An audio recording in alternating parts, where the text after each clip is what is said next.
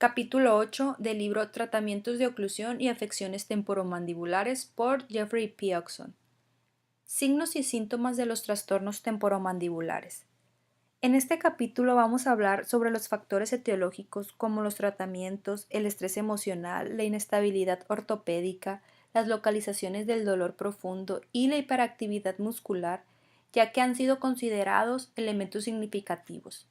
También vamos a poder agrupar los signos y síntomas clínicos de los trastornos temporomandibulares en tres categorías, según en función de las estructuras que resulten afectadas, tales como lo son los músculos, las articulaciones temporomandibulares y la dentadura.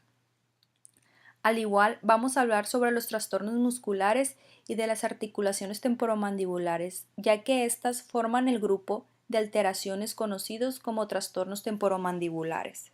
Junto con los signos y síntomas de cada uno se comentarán los factores etiológicos que causan o contribuyen a producir el trastorno. En la evaluación de un paciente es importante identificar con claridad tanto los signos como los síntomas, ya que un signo es una observación clínica objetiva que detecta en la exploración y un síntoma es una descripción o queja hecha por el paciente, por lo que un paciente puede ser plenamente consciente de sus síntomas, pero puede no ser consciente de los signos clínicos. Trastornos funcionales de los músculos. Los trastornos funcionales de los músculos masticatorios son quizá los problemas de trastornos temporomandibulares más frecuentes en los pacientes que solicitan tratamiento en la consulta odontológica.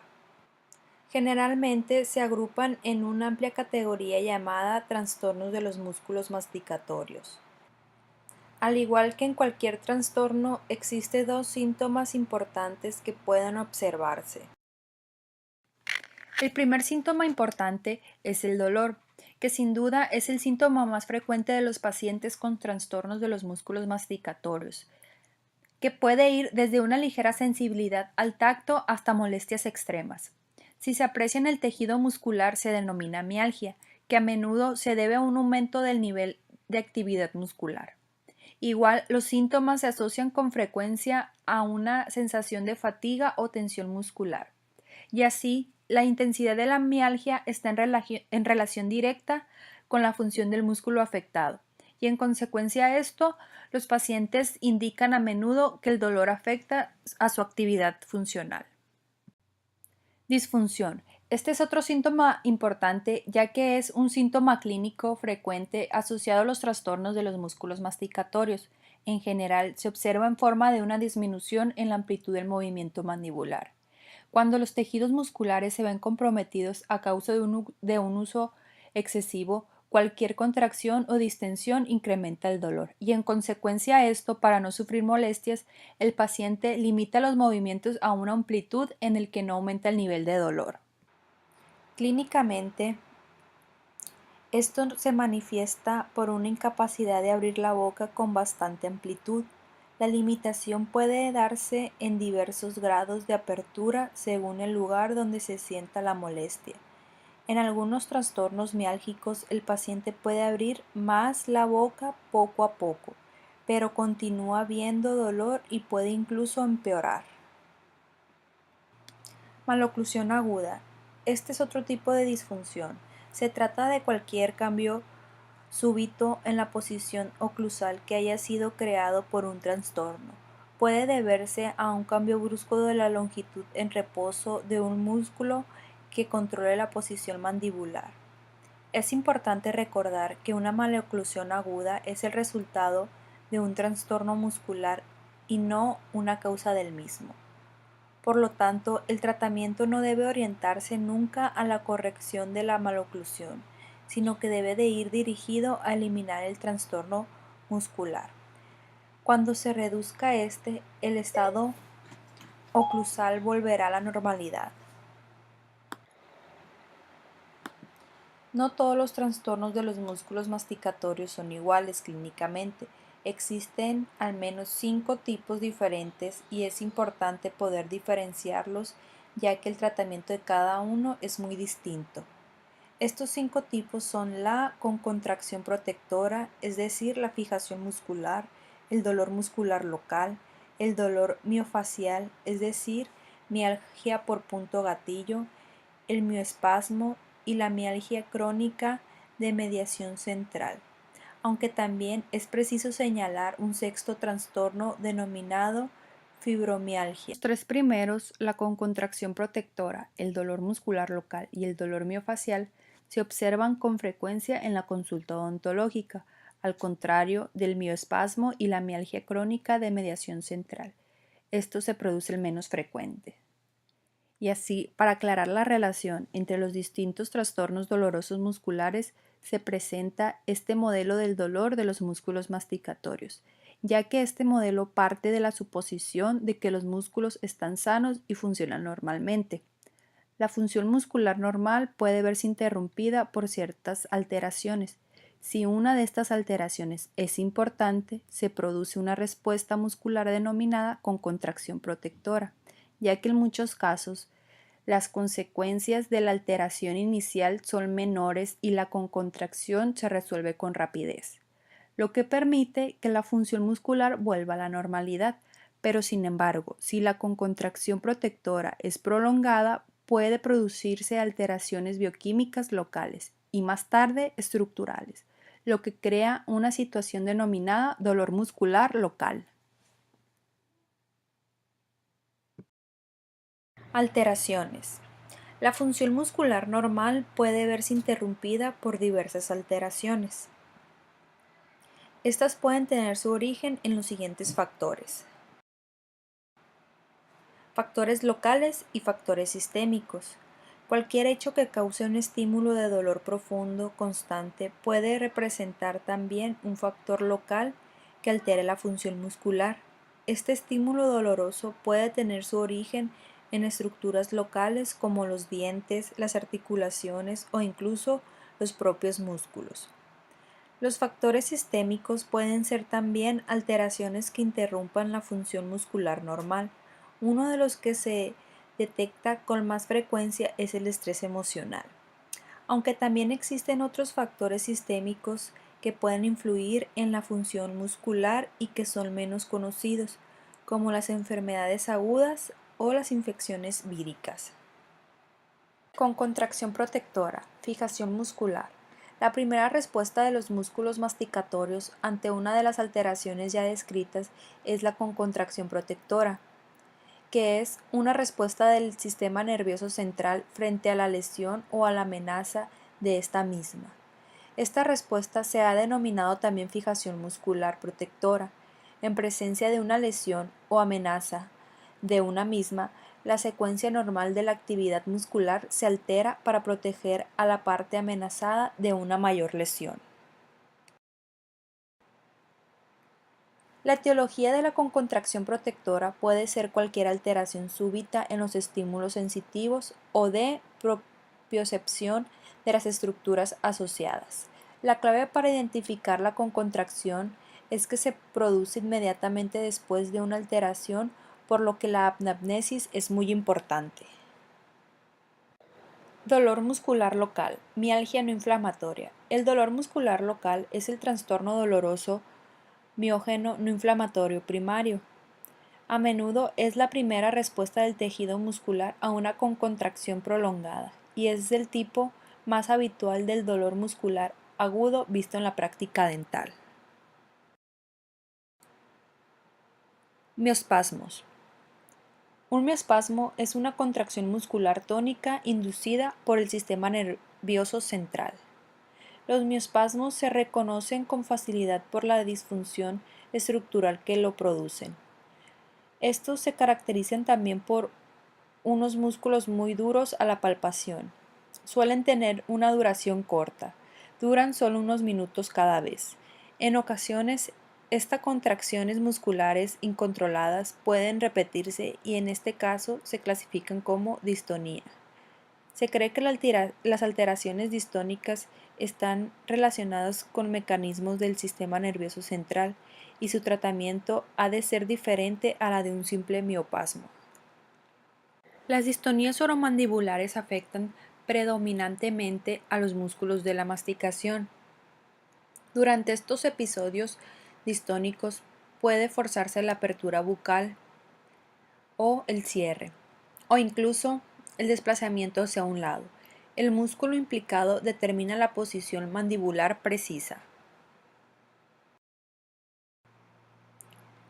Trastornos miálgicos regionales. Dolor miofacial, mialgia por puntos gatillos. Este fue descrito por primera vez por Travel y Rinsler en 1952. Este es un dolor miofacial, es un trastorno doloroso miógeno regional caracterizado por áreas locales de bandas de tejidos musculares duro e hipersensible que reciben el nombre de punto gatillo. Es un tipo de trastorno muscular que es muy observado y que no se conoce bien, aunque se presenta con frecuencia en individuos con síntomas miálgicos. Estas áreas muy localizadas de los tejidos musculares o de sus inserciones tendinosas se palpan a menudo en forma de bandas tensas y esa palpación desencadena dolor. La naturaleza exacta de un punto gatillo se desconoce. Mialgia de mediación central. La mialgia de mediación central es un trastorno doloroso muscular crónico y continuo que se debe predominantemente a efectos del sistema nervioso central que se perciben a nivel periférico de los tejidos musculares. Los síntomas iniciales son similares a los de un trastorno inflamatorio del tejido muscular, ya que debido a ello a veces se emplea el término miositis para referirse al mismo. Sin embargo, esta anomalía no se caracteriza por los signos clínicos clásicos de la inflamación. La causa más frecuente de la mialgia crónica de mediación central es el dolor muscular local prolongada o el dolor miofacial. En otras palabras, cuando más dura el dolor miógeno, mayor será la probabilidad de que se trate de una mialgia crónica de mediación central. Fibromialgia. Es muy importante diagnosticar correctamente los trastornos miálgicos sistémicos crónicos, ya que el tratamiento dependerá de ello. Esta anomalía consiste en un cuadro doloroso musculoesquelético global que a menudo puede confundirse con un trastorno muscular masticatorio agudo. Trastornos funcionales de las articulaciones temporomandibulares. Los trastornos funcionales de las articulaciones temporomandibulares son quizás los que se observan con más frecuencia al explorar a un paciente por una disfunción masticatoria. Estos hallazgos se deben a la gran prevalencia de los signos y no necesariamente de los síntomas. Muchos de los signos con los ruidos articulares son indoloros. Por tanto, el paciente puede no buscar un tratamiento para los mismos. Sin embargo, cuando se presentan los trastornos funcionales suelen corresponder a uno de estos tres grandes grupos. Alteración del complejo condilodisco, incompatibilidad estructural de las superficies articulares y trastornos articulares inflamatorios. Los dos primeros grupos se han clasificado conjuntamente como trastornos de interferencia discal. Los trastornos inflamatorios son consecuencia de cualquier respuesta localizada de los tejidos asociados a las estructuras de la articulación temporomandibular. A menudo estos trastornos se deben a alteraciones discales crónicas o progresivas. Los dos síntomas principales de los problemas funcionales de la articulación temporomandibular son el dolor y la disfunción. Alteraciones del complejo condilodisco. Estos trastornos se manifiestan por toda una gama de alteraciones, la mayoría de los cuales pueden considerarse un espectro continuo de trastornos progresivos. Se producen debido a que se modifica la relación existente entre el disco articular y el cóndilo. Cualquier trastorno o alteración que dé lugar a una elongación de los ligamentos discales o a un adelgazamiento del disco puede causar estos problemas del complejo condilodisco. Sin duda, uno de los factores más comunes son los traumatismos. Deben considerarse dos tipos generales: macrotraumatismos y microtraumatismos. Los macrotraumatismos son las alteraciones estructurales más frecuentes en la articulación temporomandibular. Estos son los estiramientos de los ligamentos discales. Estos se subdividen en dos tipos: traumatismos directos y traumatismos indirectos. Traumatismo directo. Un traumatismo directo sobre el maxilar inferior, como un golpe en el mentón, puede producir instantáneamente un trastorno intracapsular. Si este traumatismo se produce con los dientes separados, es decir, con la boca abierta, el cóndilo puede experimentar un desplazamiento brusco en la fosa articular. Los macrotraumatismos pueden producirse también cuando los dientes están juntos, aunque el traumatismo con la boca cerrada es mucho menos lesivo para el complejo cóndilo-disco. Los traumatismos directos pueden ser también iatrogénicos. Traumatismo indirecto. Un traumatismo indirecto es cualquier lesión que pueda afectar a la articulación temporomandibular como consecuencia de una fuerza repentina que no impacta directamente en la mandíbula ni hace contacto con la misma. Microtraumatismo. Este se define como cualquier pequeña fuerza aplicada a las estructuras articulares que se produce de manera repetida durante un periodo de tiempo prolongado. Un microtraumatismo puede deberse a la carga articular que produce algunos cuadros de hiperactividad muscular, como el bruxismo o rechinado de dientes, especialmente si el bruxismo es intermitente y los tejidos no tienen la oportunidad de adaptarse. Incompatibilidad estructural de las superficies articulares. Algunas alteraciones discales se deben a problemas entre las superficies de las articulaciones. La suavidad en la articulación temporomandibular viene facilitada por dos mecanismos: la lubricación límite y la lubricación exudativa. La adherencia. Esta es una unión pasajera de las superficies articulares, mientras que una adhesión es más permanente. Otra incompatibilidad estructural sería la subluxación y la luxación espontánea. Factores que predisponen a las alteraciones discales. Existen diversas características anatómicas en una articulación que a menudo predisponen a un paciente a las alteraciones discales,